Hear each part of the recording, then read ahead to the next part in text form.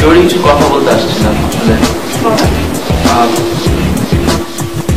ওই দিন আপনার সাথে রিক্সা চড়ার পর থেকে আসলে কি বলবো, আপনাকে তো বলছি যে আমার like one of the most মানে অ্যামেজিং ডেজ ছিল সেটা।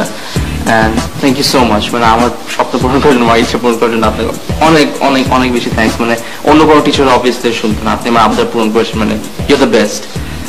আর আসলে ওইটার পর থেকে আরো একদিন আপনাকে অ্যাপ্রোচ করতে চাইছিলাম, বাট পারিনি। আর একটা আবদার ছিল আর কি। কি আবদার? ম্যাম আসলে আমি আপনার আমার বাড়ি, আমার কি আপনার ইয়েটা আর কি, আমার ইয়েটা মানে একটু ধরতে চাই আর কি। মানে ধরবো, আপনার হাতটা ধরবো।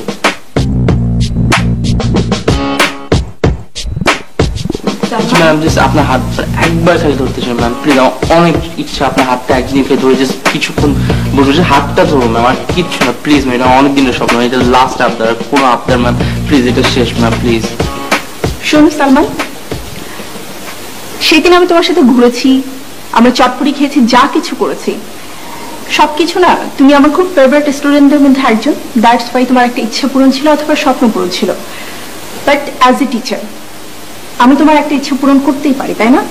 কিন্তু তার মানে এই না তুমি যখন যা খুশি বলবে আর আমি সেটা মেনে নিব, আমি বাধ্যও নই।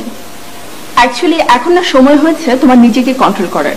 আর আরেকটা বিষয়, কোনো কিছু বলার আগে অথবা আবদার করার আগে তোমার বোঝা উচিত কোনটা আবদার আর কোনটা অন্যায় আবদার।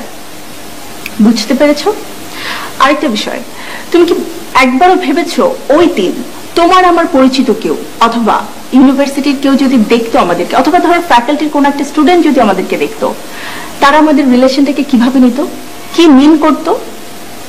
তোমার হয়তো কিছুই যায় আসে না, বাট আমার কিন্তু অনেক কিছু যায় আসে, বিকজ আমি একজন টিচার। এটা আমাকে অলওয়েজ মাথায় রাখতে হয়। সো নেক্সট টাইম কিছু বলার আগে ভাববে যে আসলে বলা উচিত কিনা। ঠিক আছে? আচ্ছা, তুমি চা খেয়ে যাও, তার আগে যাবে না, ঠিক আছে? আর তুমি তো চাই 2 চামচ চিনি খাও, তাই না? বসো, আমি চা নিয়ে আসছি।